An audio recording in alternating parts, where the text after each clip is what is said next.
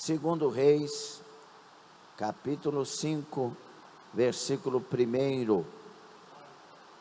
E Naamã, chefe do exército do rei da Síria, era um grande homem diante do seu senhor e de muito respeito, porque por ele o Senhor dera livramento aos sírios, e era este varão homem valoroso, porém leproso. Palavra de Deus.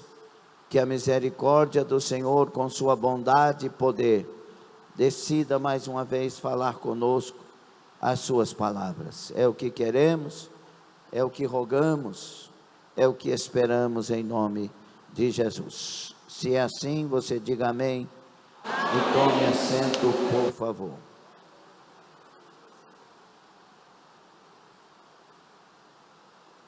Rubens Brandão, depois quero falar contigo após o culto, por favor. Glória a Deus. E o Danilo também, Danilo. Depois do culto, tá bom? Glória a Deus. Deus abençoe vocês, são muito bem-vindos.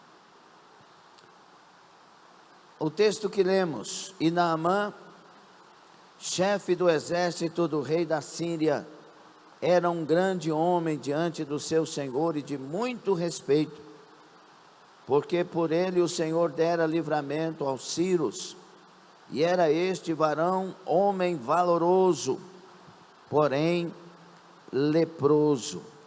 Nós temos ouvido falar de Naamã já por 2 ocasiões nessa campanha, mas sempre ouvimos, não é?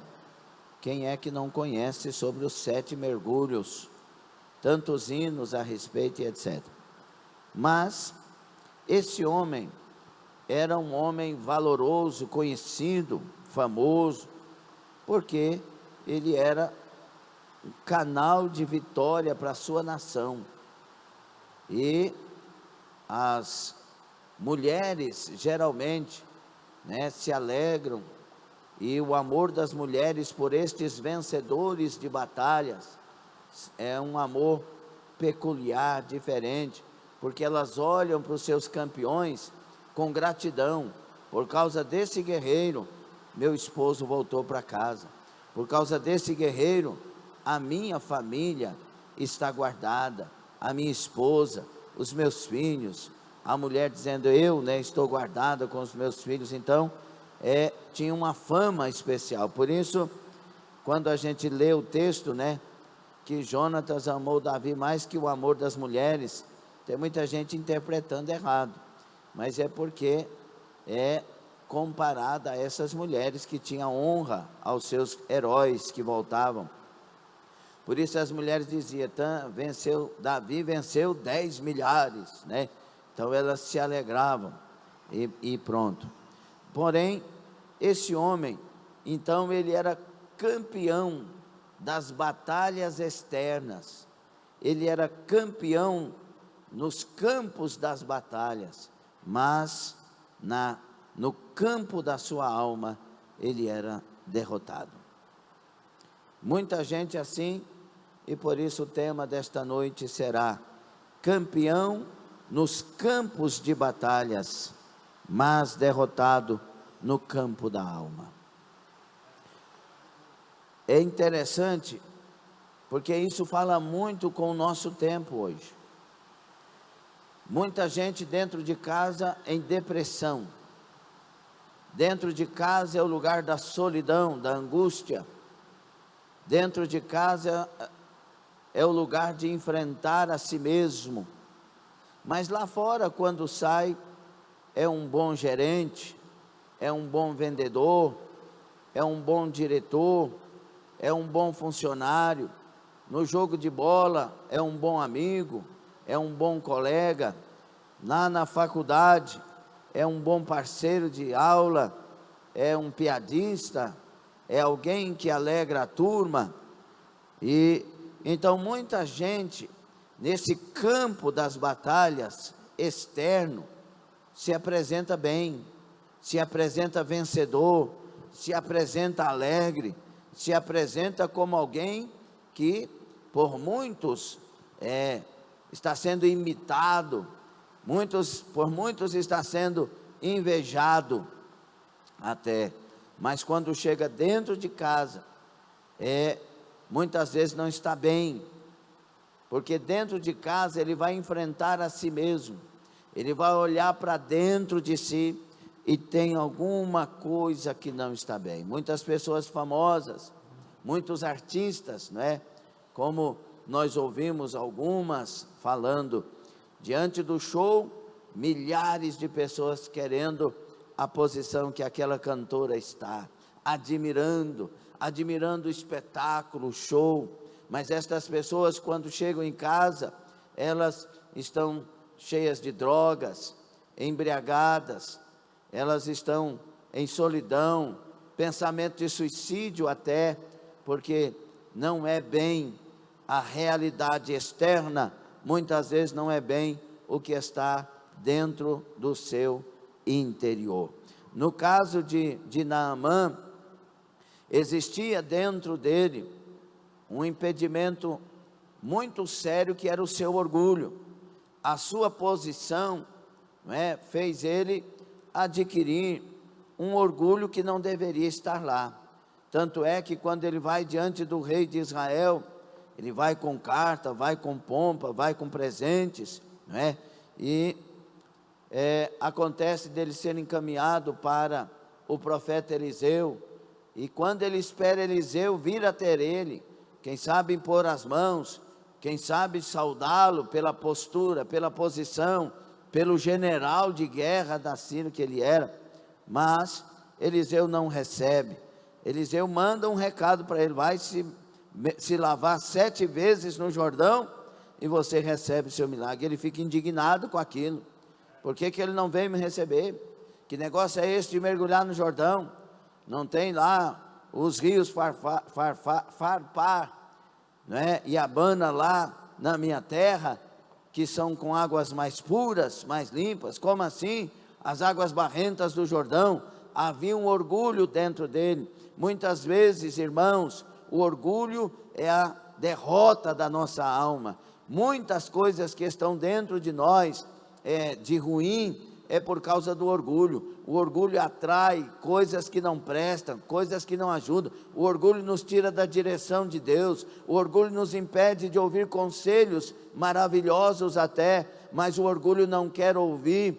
O orgulho nos faz pensar que estamos prontos e que não precisamos de ninguém, que ninguém tem que dar palpite para a minha vida, que eu sei o que eu quero, eu sei por onde eu estou indo. O orgulho nos torna cegos, o orgulho nos torna surdos, o orgulho nos torna solitários. Nós falamos que do jeito que está muito bom, mas nós, se olharmos para dentro da nossa alma, não está. O orgulho foi o mal da vida deste Naamã, até que pôde ser vencido. A pergunta é, nesta terceira campanha, quinta-feira, tem alguma coisa aí dentro de você que tem te feito sentir um derrotado?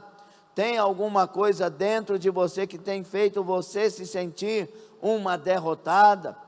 Porque nós muitas vezes temos tudo para sermos alegres, felizes, realizados, mas não estamos.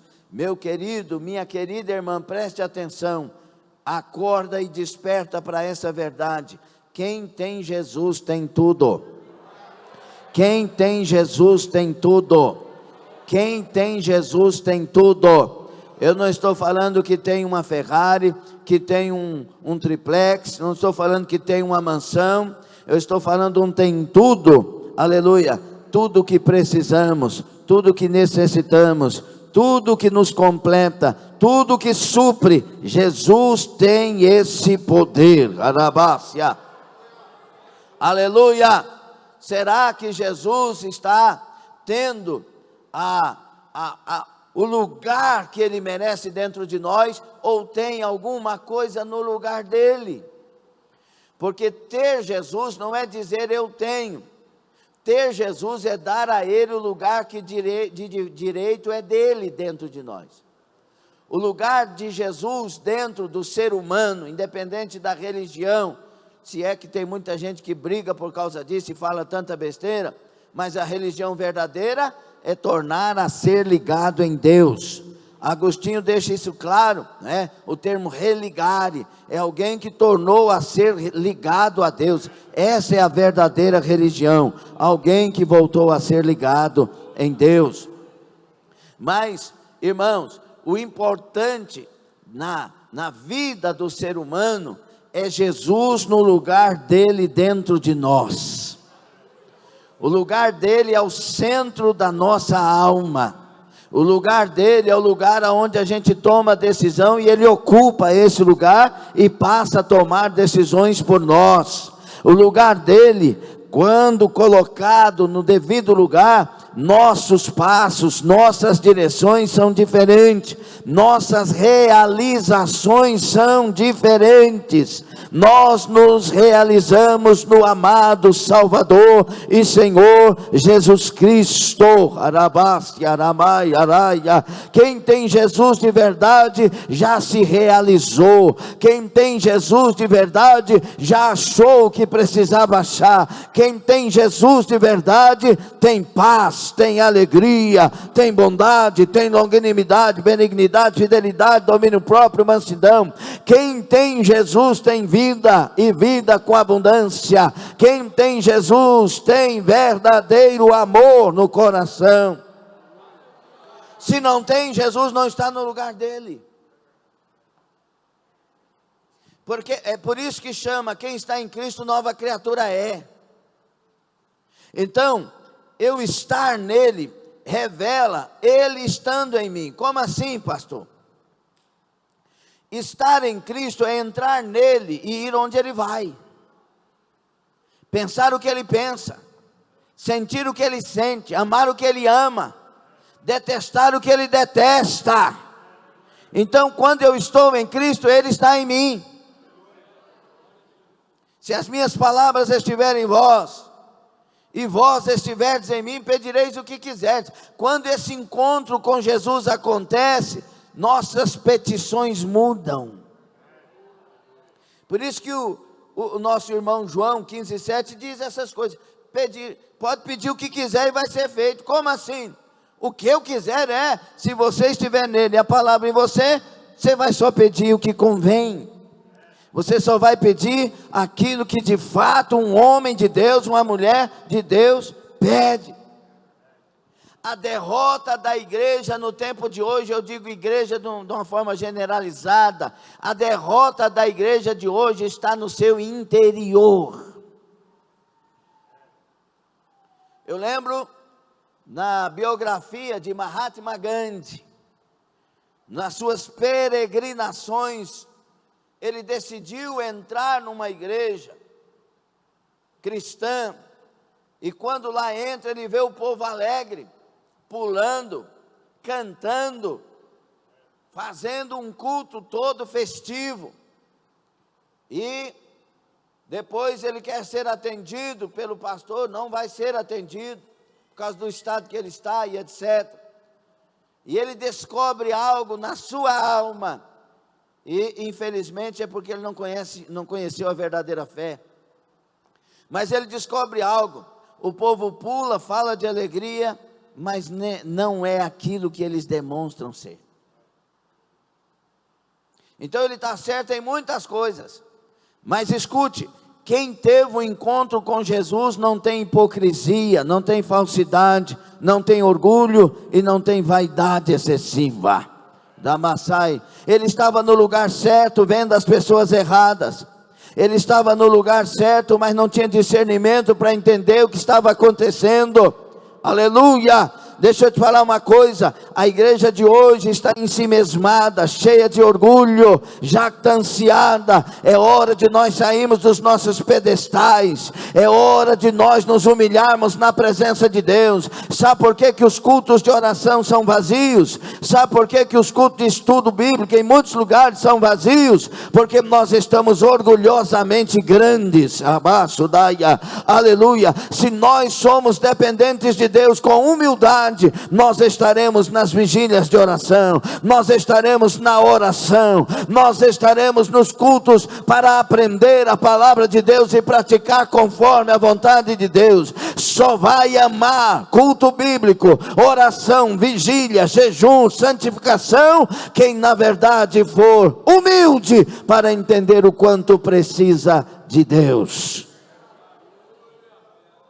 Esse homem, ele vê, e eu coloco isso por inferência, quando ele chega da batalha, a Síria venceu, então as pessoas comemoram, há ramos, há uma alegria, uma festa, e ele olhando para tudo aquilo, pensando, daqui a pouco vou para casa, não posso encostar na minha esposa, não posso encostar em certos lugares na casa, eu tenho meu canto e estou marginalizado dentro da minha casa por causa da lepra.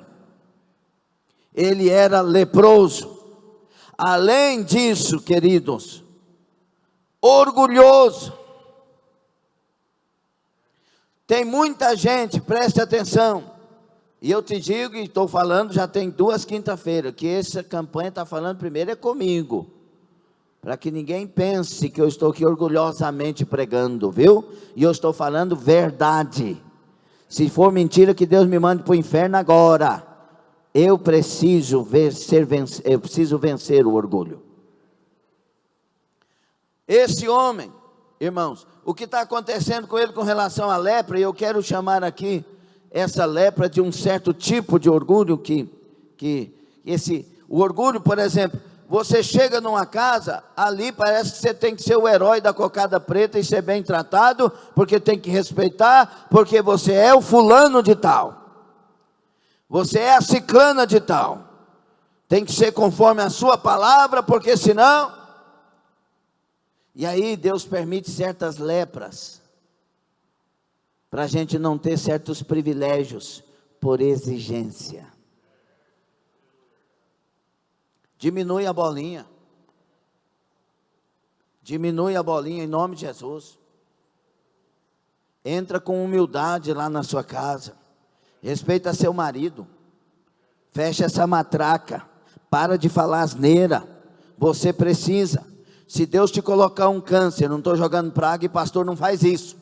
Se Deus te colocar um câncer e você estiver lá na cama, quem vai cuidar de você é seu marido.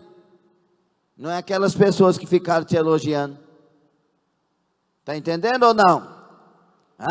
Homem, se Deus colocar uma enfermidade aí na sua vida, terrível, quem vai cuidar de você é sua esposa. Baixa aí a bolinha em nome de Jesus Cristo. Seja mais humilde. Desça do salto. Tem gente que o problema agrava, mas eles não se humilham. Tem muitas vezes que Deus está dando a lepra justamente para a gente perder o orgulho. Está com problema, está com dificuldade. Aconteceu que chegou na casa um evento muito difícil, seja ele o que for. A pessoa, ao invés de humilhar, não, começa a colocar a culpa nos outros. Eu sou assim por causa de fulano. Sou assim porque ninguém ora por mim. Eu sou assim. Querido, Deus não perdeu o controle. Deus trabalha para arrancar orgulho de nós. O orgulho é inimigo de Deus. Quem tem orgulho vai ser abatido. O soberbo vai ser abatido. Tem que ter humildade. Se humilha em nome de Jesus. Aprenda a olhar para as situações como algo que está trabalhando com você.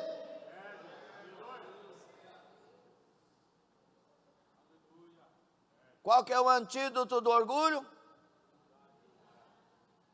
Humildade.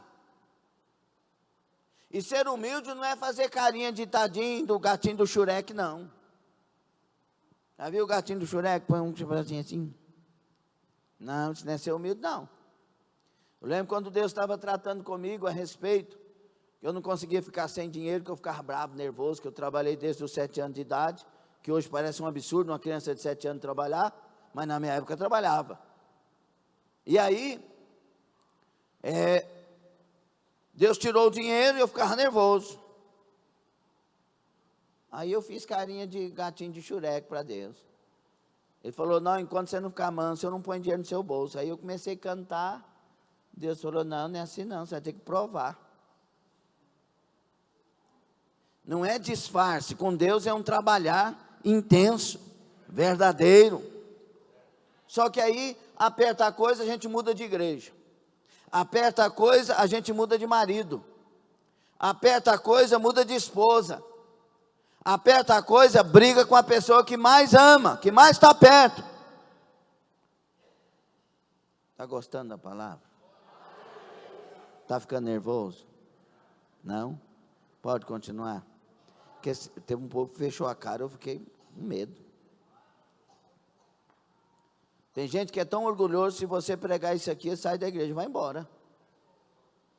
Eu não tenho que ouvir tipos de palavras como esta. Você não tem, eu tenho. Eu tenho.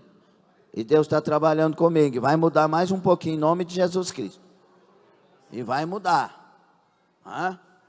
Aí, irmãos, acontece. Aí, Deus fala, não, você vai ter que provar. Aí Deus faz eu calçar sapato furado, que já não estava parando o papelão mais. Andava arrastando. Faz eu ir pregar numa igreja, o salto do sapato fica na ponta da escada, aquela coisa. Você vai ajoelhar no altar, você está com medo de ajoelhar porque está mostrando todo o furado do sapato, os dois. O terno está desbotando, e Deus trabalhando. Ah, mas você não é filho de Deus? Isso, filho de Deus é trabalhado. Filho de Deus é humilhado também. Filho de Deus tem fome também. Filho de Deus é enviado para o deserto também. E não é para espernear não, é para virar gente que presta. É porque Deus está trabalhando. Deus tem algo maior para nós ali na frente. Deus tem um milagre para fazer na nossa vida. Mas a gente não sabe descer, não sabe humilhar, não sabe calar. Pensa que é o rei da cocada preta. Não sabe. Não, é porque na minha família, por isso que Deus está trabalhando, porque Ele não quer que você seja conforme a sua família, Ele quer que você seja conforme a imagem de Deus, Ele quer que você tenha o caráter de Deus. O pastor quer que a gente seja fiel demais e santo demais, não quero nada não. A Bíblia quer que sejamos fiéis e que imitemos Jesus Cristo, é a palavra. Aí, não posso ouvir, chama a atenção do pastor, chama a atenção da pastora, chama a atenção do líder, você me respeita.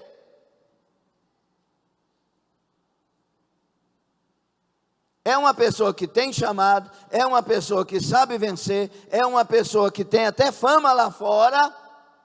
Quando sai para cantar, sai para pregar, está um show, mas não sabe dar exemplo aqui, em submissão, em sujeição, em respeito ao outro e às lideranças. Como que Deus vai trabalhar isso? Mudando de igreja? Não, mudando de atitude, mudando a nossa vida. Tem gente, querido, não adianta você ter, naquele dia, vão chegar diante de Jesus em Mateus capítulo 7, de 15 a 23 ali, vão chegar diante de Jesus e falar, mas em teu nome fizemos milagres. Fez mesmo. Então nós expulsamos demônios. Expulsou mesmo. Profetizou mesmo, mas eu não conheço vocês. Porque a árvore se conhece pelo fruto. A gente não conhece a árvore pelas folhas. Jesus chegou numa árvore, uma figueira cheia de folhas, falou, vai ter figo aqui. Porque se tem muita folha, naquela época tinha que ter figo. Mas aí ele chega, procura, não tem. E aí ele amaldiçoa aquela árvore. Deus não gosta de ver folha, Ele gosta de ver fruto. E se tiver folha, tem que ter fruto. Então se tem pompa, se prega bem, se canta bem, se fala bem, se veste bem, se tem uma oratória do céu, tem que ter fruto, tem que ter fruto, tem que ter fruto, tem que ter vida. Deus não está atrás de discursos, Deus não está atrás de espetáculos. Ele quer gente que seja gente para a glória dele. Por isso que tem muita gente que está vencendo tudo quanto é batalha lá fora, mas aqui dentro está perturbado, não sabe se tem fé mais, não sabe se tem Deus mais. Muitos estão suicidando, muitos estão no terceiro casamento, outros dentro do casamento no terceiro amante. É hora de vencer o orgulho. O orgulho é o causador, o orgulho é o grande imã da maldade, que quando dentro de alguém começa a atrair as coisas que não prestam. Como foi dito na reunião de obreiros, estava ministrando a palavra. Como é que começa em 2 Timóteo 3, a relação do que os homens de 1 a 5 vão ser, o que vai estar de ruim dentro destes homens. Primeira coisa, amante de si mesmo, que é philautos no grego, que quer dizer alguém orgulhoso, egoísta, egocentrista. E esse é o mal como base de todos os males da relação que vem após isso. Aí ele vai ser pessoa amante da prata, amante dos prazeres, mais amigos dos prazeres que amigos de Deus. Vai detestar e recusar os bons, porque tudo é para mim, tudo é por mim. Se não for por mim, se não, como diz um goiano, se não fosse eu. Deus não quer isso. Deus quer que isso morra. Já não vivo eu. Está escutando? Já não vivo eu. Humildade é saber quem sou, sem precisar de provar nada para ninguém, e me submeter ao que tem que ser submetido. Entendeu isso?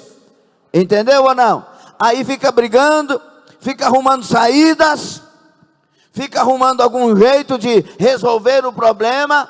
Irmãos, tem coisa que é como lepra, só Deus cura. Não, aí tem que arrumar um emprego, 2 empregos, 3 empregos, 4 empregos, para resolver um problema financeiro, que não resolve com tantos empregos, mas resolve perdendo o orgulho. Porque o Deus que abençoa não precisa de 18 horas por dia para te abençoar e prosperar. Ele precisa da sua fidelidade a Ele 24 horas. E aí Ele usa 8 horas para te abençoar por dia na vida financeira. Deus não quer um povo famoso no campo de batalha que vence todas. Deus quer alguém num quarto que venceu a sua alma, que venceu o seu eu, que venceu suas vaidades excessivas, que venceu o seu orgulho, que venceu tudo que não presta dentro da alma, que a alma foi lavada no sangue de Jesus Cristo, foi santificada e foi purificada no sangue de Jesus, e esta pessoa ela pôde subir ao altar do Senhor e colocar diante dele em sacrifício vivo, santo e agradável o corpo, a alma e o espírito. Paulo, quando escreve a carta aos Romanos, chamada de Catedral das Doutrinas Bíblicas, o Evangelho de Paulo, muita gente se converteu só lendo Romanos, e gente famosa como Agostinho, por exemplo. Aí, John Wesley, esse Paulo, ele vai escrever que os homens estão afastados de Deus, mas que tem Jesus para salvar e justificar. A alma que pecar, essa morrerá, mas a graça de Deus que vem sobre nós, nos salvará por sua justiça. E ele vai falando das promessas de Abraão, e aí ele vai falar do Espírito Santo derramado em nossos corações, daquele que morre no batismo e ressuscita para uma vida nova em Cristo. No capítulo 7, daquele que vive sem Deus, que o bem que quer fazer não faz, mas o mal que não quer fazer isso faz, mas é um homem sem Deus, é um homem que carrega a morte consigo. Mas no capítulo 8 ele anuncia o homem com Deus, portanto agora nenhuma condenação há para os que estão em Cristo Jesus, a saber os que andam segundo o Espírito e não segundo a carne, que não pode inclinar para a carne porque é morte, mas tem que inclinar para o Espírito que é vida. E no capítulo 9 a 11 ele vai falar de Israel, e no capítulo 12 ele diz: já que tudo é assim, traga seu corpo e coloca no altar. Rogo-vos encarecidamente, ele está fazendo um apelo, um clamor. O que, Paulo? Que vocês venham e coloquem os vossos corpos no altar em sacrifício santo, agradável, vivo para Deus. Tem que ser santo, não pode ser contaminado, tem que ser agradável, não pode ser do seu jeito, tem que ser agradável a Deus, então do jeito de Deus. E não pode ser morto, um culto morto, uma vida morta, uma adoração morta, um meio termo para Deus. Não, tem que ser vivo. Vivo. Bem distribuído e bem colocado, vivo. E aí não vos conformeis com este século, mas transformai-vos pela renovação da vossa mente. O que é mente? É o nosso ser que decide, é o nosso ser que vai ou fica, que recebe ou rejeita. Renova isso. Só vem para mim aquilo que Deus aprova, só vai estar em mim aquilo que Deus aprova. Eu farei morrer a minha natureza terrena. Cadastre, amandai. Mas aí a gente dá desculpa, preste atenção em nome de Jesus. Aí a gente dá desculpa, nunca que eu vou conseguir isso. Nunca. Para mim é impossível. Mas aí se eu falar para você, se você fizer isso, cada dia que você fizer eu te dou 1 milhão. Você consegue? Por favor, sim ou não? Então não é questão de você não consegue, você não quer. O orgulho não te deixa querer. O orgulho te faz falar assim, ó, eu vou fazer isso por 1 milhão? Eu estou pensando em dinheiro? Não, você não está pensando em dinheiro, então vamos mudar. Se você fizer isso errado, sua mãe morre. Você consegue não fazer? Claro. Então não fuja, a gente consegue muita coisa. A gente não está querendo mudar. A gente quer infernizar a vida dos outros. Não, vai pagar o que ele fez por mim. Vai pagar o que ela fez por mim. Vai ver, que ela vai comer aqui, ó, que não sei o que. Você vai para o inferno. Às vezes está indo e não está sabendo. Porque a vingança não pertence a nós. Se o seu inimigo tiver fome, se tiver sede, fazendo isso, amontoarás brasa viva sobre a sua cabeça. O que é aquilo? Comunhão. Enquanto no altar tiver brasa viva, tem Deus no altar. Se tiver brasa viva na cabeça, ainda tem Deus. Aí ele fala assim, porque a vingança não é para vocês, a vingança é para mim. A mim pertence a vingança, a ninguém vos vingueis. Trata bem. O que Deus está falando? A minha vingança é matar o outro, a vingança de Deus é salvar, libertar, converter.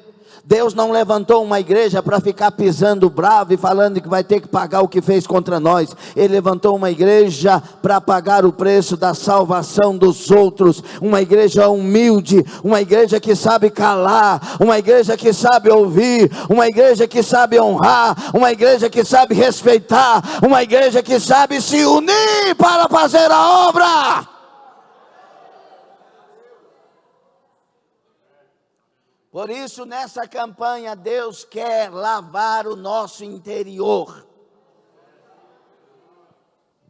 Deus quer arrancar essas coisas que como gangrena está nos matando. Humilha. Humilha. Os humildes têm de Deus os olhos abertos e em socorro. Lacamassurai. Os humildes ouvem das bocas dos profetas: levanta e seja feita conforme a tua fé. Rabandarácia. Os humildes terão a resposta: vá para casa, Ana, e você já vá com seu milagre. Aleluia, Rabassudaia. Os humildes vão voltar para casa e o milagre já vai estar na vida deles, porque Deus nunca quis atrapalhar ou impedir ou ser um opositor de uma vida de vitória. Pelo contrário, Ele sempre nos trouxe vitória. Graças a Deus que nos dá a vitória por Cristo Jesus, nosso Senhor. Mas Ele sabe que se as vitórias vierem para um coração orgulhoso, para um coração vaidoso em extremo, se as vitórias vierem para quem não está preparado, será derrota, será fracasso, serão 2 casamentos, 3 casamentos, vai ser uma miséria. Então primeiro Ele trabalha conosco, primeiro Ele quer nos mudar, nos modelar, nos transformar, porque tem vitória aí, e a vitória não pode ser derrota, a vitória tem que ser vitória. Tem vitória, Ele está trabalhando, Ele quer abrir a porta, Ele quer fazer o milagre. Eu estou arrepiando aqui, eu sei que é o Espírito Santo que está falando comigo e com você. Ele quer mudar a história, Ele quer mudar a situação, Ele quer mudar a sua casa, Ele quer mudar tudo, mas primeiro Ele tem que trabalhar a nossa mudança. Alguém entende essa palavra? Coterra na massúria. Quando alguém dizer que você é alguma coisa, lembre que não é. Nosso problema é crer demais nos elogios e brigar com as críticas. Olha, vou falar do Laércio, que ele não briga com a gente. Um dia fui falar isso, o irmão falou: e eu brigo? Eu falei: não, estou falando que ele não briga. Ai, rapaz, mas tu é MacGyver mesmo, hein? Que engenheirão, rapaz, tu descobre tudo. Descobriu, consertou os trem, tudo, faz tudo. Ai. Ó, só alemão mesmo para saber. Aí vai inchado. Aí chega, alguém fala para ele: você não está com essa bola toda não. Você acredita no que... Aí ele vai brigar com esse camarada aqui, ó. Por quê? Você sabe quem eu sou? Você está com inveja, seu invejoso. Aí ele tinha que sair daqui, recebeu o elogio, ele já tinha que sair daqui: ô Jesus, tem misericórdia de mim. Tu sabe que tudo na minha vida é por causa do Senhor. Mas você não é tudo que aquele camarada falou, não. Aí agora tu falou a verdade, porque eu não sou mesmo. Aí Deus olha do céu e fala: vou dar mais, vou encher mais. Abranda Candarai. Eu lembro do testemunho do pastor Jorge Rabelo, que ele foi pregar em São Paulo, e ele contando para nós. Aí ele chegou lá numa casa onde o pregador vai ficar aqui nessa casa, uma mansão enorme. Aí o camarada chegou lá: o senhor é o pregador, o pastor? Sim, sou. Pega aí as minhas malas. Está no carro lá atrás. Aí pegou e veio: vamos entrar. Aí disse: rapaz, mas que casa grande, hein? Só a sala aqui está maior do que a minha casa. É grande mesmo. E subiu lá em cima, aquele tanto de quarto assim. Rapaz, isso aqui tudo é cadeia. Aí ele falou: quantos quartos? Não sei se é 19 quartos. Ele falou: rapaz do céu, é grande demais. Quem que é dono dessa casa? Ele: eu. O quê? Jesus me deu a casa. Tem gente que pensa que para ter tem que ser uma pompa. Não é assim. Para ter o que Deus dá, tem que ser humilde. Está entendendo ou não? Está entendendo, adolescentes? Humildade. Por mais que tenhamos inteligência, por mais que Deus nos dê sabedoria, por mais que a gente vá para Harvard, humildade. Sem Jesus é caixão, com Jesus é história. Lamassudai, Arástia. Esse homem chegou, Gabriel, Deus te abençoe, bem-vindo. Esse homem chegou para o profeta e ficou indignado, precisando da cura, precisando do milagre, sabedor que naquela época não tinha cura para ninguém, certamente tinha gastado tudo que tinha ido onde precisava ir, mas não achou. Agora ele está diante de uma solução, e o orgulho começa a falar, não vou fazer isso não, porque você... Oi, Naamã, você não quer um milagre? Você não quer a cura? Quero, mas eu tenho rio mais puro lá. Espera, olhe para cá. Deixa o orgulho de lado, vamos parafrasear. Deixa o orgulho de lado e pensa comigo. Se fosse uma coisa mais difícil, mas para sair curado, você não faria? O orgulho muitas vezes cega as pessoas e impede de alcançar o milagre. Às vezes só falta uma coisinha, mas a mulher, mais uma vez, eu não vou tirar da mesa e dar os cachorrinhos, a mulher podia sair latindo de raiva, vamos falar assim. Mas o que ela faz? Se é para ser cachorrinho, que eu seja, eu não posso sair sem o meu milagre. Está entendendo ou não? Muitos, escute a voz do Espírito Santo, muitos aqui já era para ter o milagre, mas não se humilham.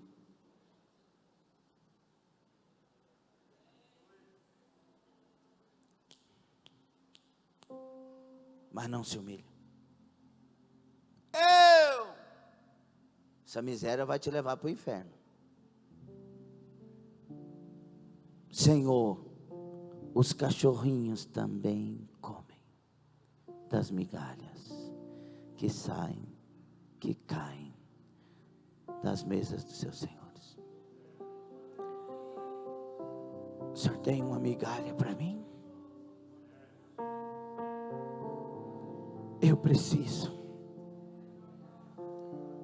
Aramassudai, desce do salto. Descer do salto não vai provocar outra coisa senão o chamar da atenção de Jesus. Quando Jesus está para despedir-se dos seus discípulos, e ele está na mesa da Santa Ceia buscando um exemplo que ele deveria deixar. Estou indo para o meu Pai, eu tenho que deixar um exemplo. Aí ele deixa a mesa, tira as vestes de cima, cinge com a toalha, pega uma bacia de água e vai lá. Ajoelha diante do discípulo, pega o pé do discípulo e põe dentro da vasilha e começa a lavar. E os discípulos olhando aquilo, o que ele está fazendo? Isso é o trabalho de um escravo, ou de uma mulher que estivesse no meio de nós, ou o menor dos menores. Quando ele chega para Pedro, não, o senhor nunca vai fazer isso, lavar meus pés. Pedro, se você não deixar eu lavar, você não tem parte comigo. Então lava o corpo inteiro, Jesus. Vocês já estão limpos pela palavra que eu vos tenho falado. E ele lava os pés de Pedro, lava os de João, mas também lava os de Judas. Naamã até aqui não lavaria os de Judas. Mas quando ele é convencido, então ele vai lavar os pés de Judas. Jesus levanta da cena e diz: bem-aventurados vocês serão se fizerem o mesmo que eu acabei de fazer. Jesus estava ensinando que nós deveríamos lavar os pés na igreja? Não, porque senão muita gente ia exaltar lavando o pé do outro. Olha, está vendo? Eu lavo os pés dos meus. Meus e quem? É tudo de Jesus. Mas Jesus estava dizendo: sempre pratiquem a humildade. Eu no meio de vocês sou o maior, mas me fiz o menor, para ensinar vocês que o maior sempre será o menor, que o maior sempre será quem serve, o maior sempre será quem tem atitudes de humildade na minha casa, no meu reino. Aceita. O senhor não quer a cura? Sim, quero. Não, eu vou. Eu imagino o que está no coração de Naamã, quando ele começa a andar para o lado do Jordão. Será o que veio? Uma indignação? Eu tenho que obedecer. Ou ele foi convencido e começou a entrar uma alegria no coração dele? Porque toda vez que você obedece a Deus de coração, a alegria vem no pacote. Todas as vezes que você obedece a Deus de coração, a alegria vem no pacote. O exaltado obedece a marra, a força, pode dar 14 mergulhos, que a lepra ainda vai continuar. Mas o obediente, prazeroso, vai dar simplesmente os 7 que Deus mandou, e vai levantar com a pele limpa, como a de uma criança. A pergunta nesta noite é: você tem sido campeão na área da alma? Os muitos elogios lá fora, você teria de Deus um elogio pela sua alma?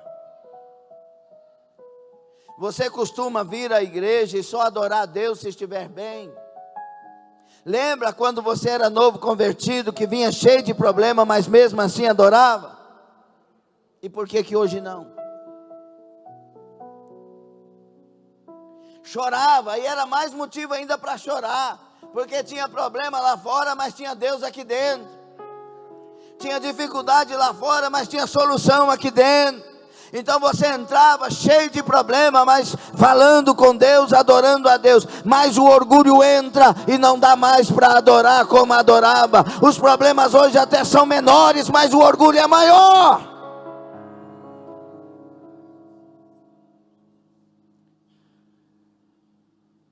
Olha o contraste. O Naamã vai lá, na terra de Israel que ele tinha vencido, que ele era odiado por muitos, era um inimigo. E ele vai lá e se humilha, entrando lá e pedindo a cura.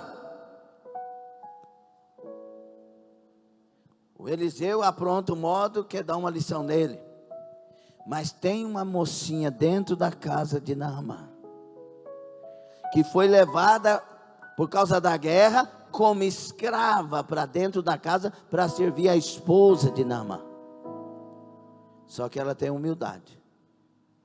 Ela não olha para aquele general dizendo: ele matou muita gente da minha família, da minha nação, esse homem merece morrer de lepra mesmo, que morra de lepra. Não, ela era humilde. Ô minha senhora, se o meu Senhor soubesse do profeta que tem lá em Israel, ele iria lá e seria curado pelo profeta. Porque o profeta que tem lá, que chama Eliseu, já ressuscitou morto. Já tinha acontecido isso com Eliseu. Ele já multiplicou o alimento. Ele tem feito maravilha, e a fama dele é que ele vai operar o dobro de milagres que Elias operou, porque ele recebeu a capa de Elias. Se a senhora for lá, eu tenho certeza que o meu patrão volta lavado e limpo. Lamassuramai. Humildade. Mesmo como escrava, pregou o Deus que liberta e cura. E o que acontece? O homem volta curado e salvo. Vença o seu orgulho. Vença primeiro aqui. Se nós tivermos a inteligência que devemos ter espiritual, você pararia com todas as batalhas do campo e se concentraria em vencer primeiro a batalha do coração, a batalha do interior que está te matando. A pior morte do ser humano é aqui dentro. E Jesus disse: eu vim para que tenham vida e a tenham em abundância. Fica sobre os pés.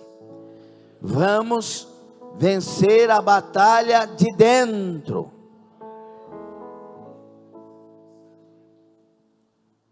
O Sansão vencia todas as batalhas do campo, mas as do interior dele perdeu todas. Ele chegou a matar, derrubar 1000 homens com a queixada de jumento fresca, mas não conseguiu vencer um inimigo interior. Rebentou um portão de 700 quilos, subiu com ele nas costas, mas não conseguiu vencer. E eu vejo Sansão conduzindo um moinho, 600 quilos aproximadamente, e muita gente assim, andando em volta, em círculo, por causa dos seus problemas interiores. Nunca cresce, nunca sai do lugar que está. Pensa que para sair é brigando com gente, separando de casamento e destruindo sei o que. Não, é mudando aí dentro. Segundo casamento, terceiro casamento, quarto casamento, tudo a mesma coisa, só com problemas maiores cada casamento que acontece. Deus quer curar esse. Deus quer curar esse casamento.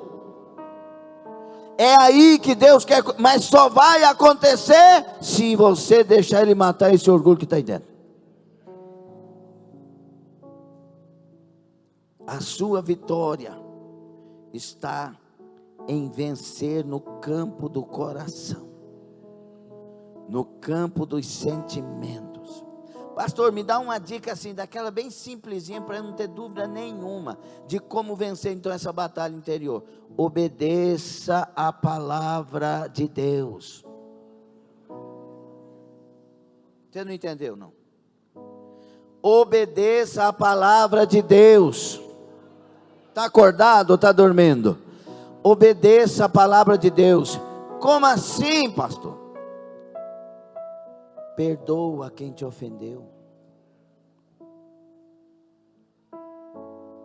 Perdoa os seus inimigos. Para que ficar guardando coisas e coisas? Vai orar. Vai orar, irmão. Orai sem cessar. Vai buscar a presença. Ah, mas eu já busquei e não consegui. Insista. Escolha o seu momento de oração. Eu não tenho tempo. Mentira. A gente tem tempo para jogar bola, tem tempo para Netflix, tem tempo para um punhado de série que está aparecendo por aí, tem tempo para, mas não tem para orar.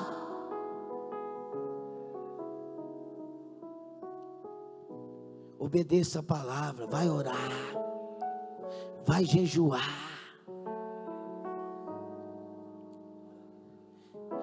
seja de Deus na casa de Deus, não seja só frequentador, seja de Deus.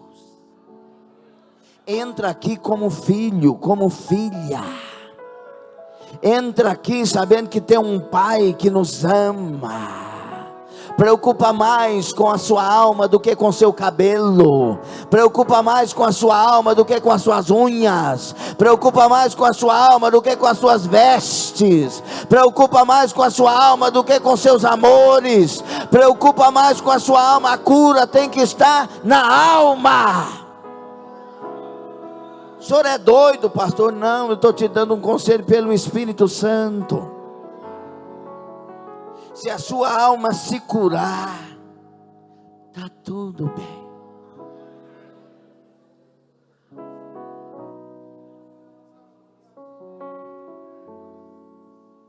Como que Deus faz para curar a alma, pastor? Primeiro pede de você obediência à palavra. Primeiro, Ele não pede que você obedeça com prazer. Ele pede que você obedeça por saber que Deus sabe o que está pedindo e falando. Depois o prazer vem. E se você obedecer com o propósito de atender Deus, o prazer vem e as curas vêm. Aí você vai olhar para trás, preste atenção nisso. Conversa agora não. Você vai olhar para trás, vai dizer, mas eu era bobo, hein? Gente, eu não existia. Que tolice. Eu sou livre agora. Estou falando uma verdade, porque foi isso que aconteceu na minha vida. Eu tinha que estar no controle, tinha que estar no comando, tinha que estar não sei o quê. A farra, a turma, a liberdade. Bebo o tanto que quiser, cheiro o tanto que eu quiser, e invoco o tanto que eu quiser, e faço o que eu quiser. Mais ou menos isso. Aí Jesus vem e liberta. Aí eu não estou querendo fazer nada nessas coisas, e estou bem. Simples assim. E não tem mais luta não? Tem bastante. Guerra, peleja, mas paz, certeza de vida eterna, alegria eterna, disposição mental saudável. Está resolvido. Por isso que o Jó resolvido, preste atenção, o Jó resolvido,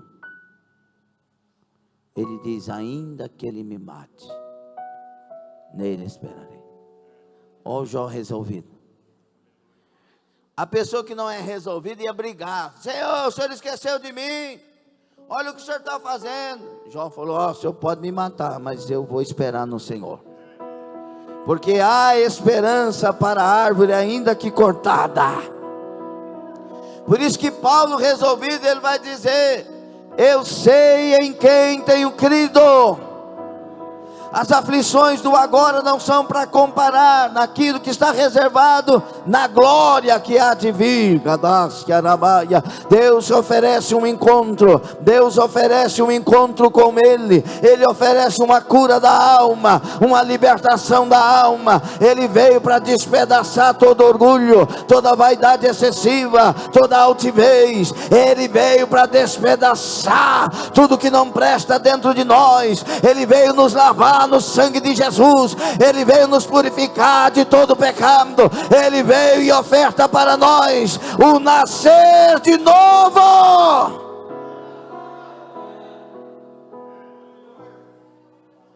Enquanto houver orgulho, haverá tristeza, angústia, revolta e problemas. Agora tira ele daí.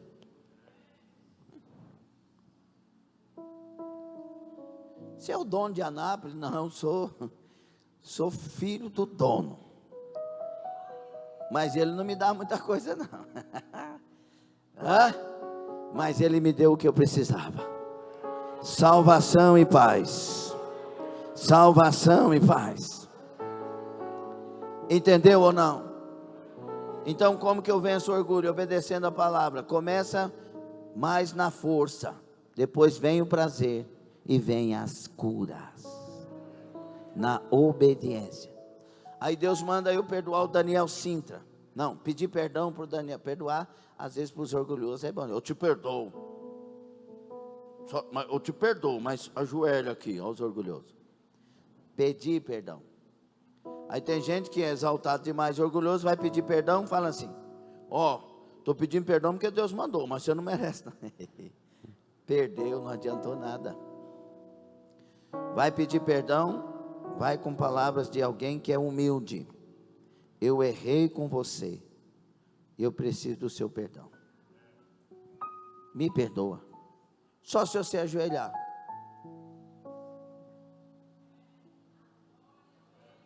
Você me perdoa? Se você fizer isso, ainda que o coração esteja querendo matar a pessoa, fala: não, mas quem manda aqui é Jesus. Você vai levantar curado. Sujeitai-vos a Deus, resista ao diabo,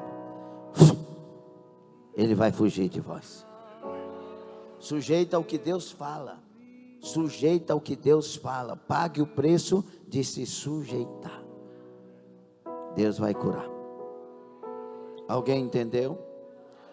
Põe a mão no seu coração, feche os seus olhos.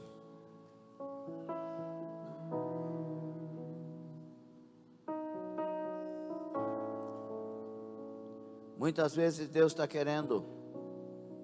Muitas vezes Deus está querendo te promover no emprego. Vou falar de novo. E está permitindo certas humilhações, mas você se exalta orgulhosamente e perde a bênção.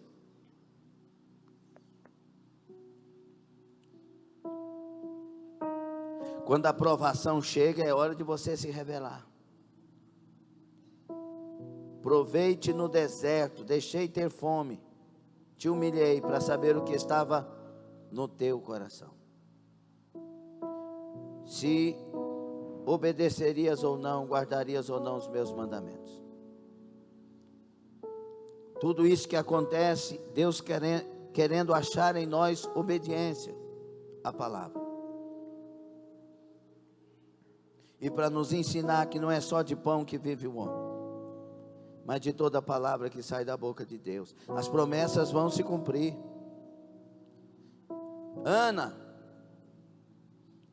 vá para o templo, não fica amargurada, vai buscar o teu Deus, vai derramar a sua alma, e se disserem que você está embriagada, Ana, diga humildemente que estás derramando a sua alma na minha presença.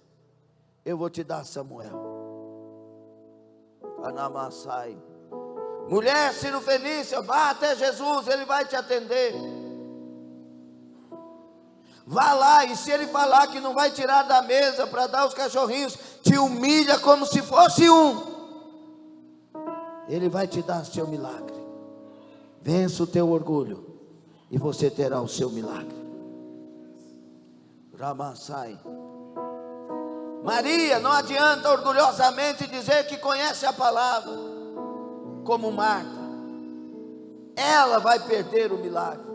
Mas você, Maria, se humilha, chore diante do teu mestre, humildemente busque a ele. Ele vai perguntar onde o puser e vai tirar ele do sepulcro. Rabassu rakamai, ribiandalasu rekamas. Vença o teu mal. Vença esse orgulho em nome de Jesus. Decida obedecer.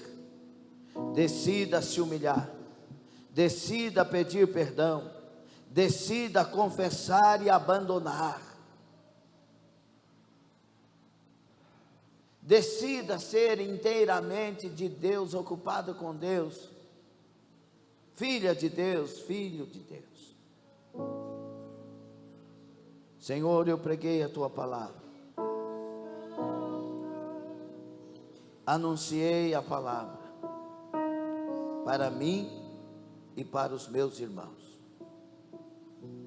Eu me arrependo de todo orgulho excessivo, toda vaidade, arrogância, prepotência, ignorância. Me lava no teu sangue, Senhor. Lava os meus irmãos, as minhas irmãs. Senhor, nós queremos passar pelos 7 mergulhos no Jordão e sermos livres da lepra, Senhor. A lepra do orgulho, das vaidades excessivas, dos males. Limpa-nos e lava-nos no teu sangue. Nos ajuda a ser somente o que precisamos ser em ti. Nos ajude a crer e viver como crentes. Nos ajuda a ter a humildade que aquela menina teve na casa de Naamã. Nos ajuda a ter a humildade que teve Naamã depois de convencido pela palavra dos seus servos. Nos ajuda, meu Pai, a ter a humildade que o Senhor nos ensinou de lavar os pés uns dos outros. Ó Jesus, nos ajuda a ter a humildade de mesmo na cruz dizer: Pai, perdoa, eles não sabem o que fazem. Nos ajuda a ter a humildade de ir para o altar e colocar ali nossa alma, nosso espírito, nosso corpo, em sacrifício vivo, santo e agradável a ti. Transforma-nos para ti, faça-nos feitos à imagem do Senhor, a semelhança, faça-nos brilhar nesse tempo. O que o Senhor tem para nós, que os nossos orgulhos não sejam empecilhos, mas limpos e lavados, libertos de todo orgulho e vaidade excessiva. Nos faça mais que vencedores, alcançando o milagre, as promessas, Pai. Eu peço a Ti que por decisões tomadas nesta noite, portas se abram a partir desta sexta-feira. Impactos de bênçãos venham, surpresas agradáveis dos céus aconteçam. Pai, eu peço que surpreendas aqueles que despertam em Ti o suspiro, quando se humilham e ainda se humilham ainda mais, e tira dos teus lábios: ó mulher, grande é a tua fé. Nem em Israel eu vi uma fé como esta. Ajuda, Senhor, ajuda a mim, a minha família, ajuda esta igreja, este irmão, esta irmã, esta pessoa, Senhor, e confirma estes planos e propósitos e bênçãos. Venham o milagre, em nome de Jesus Cristo. Amém e amém.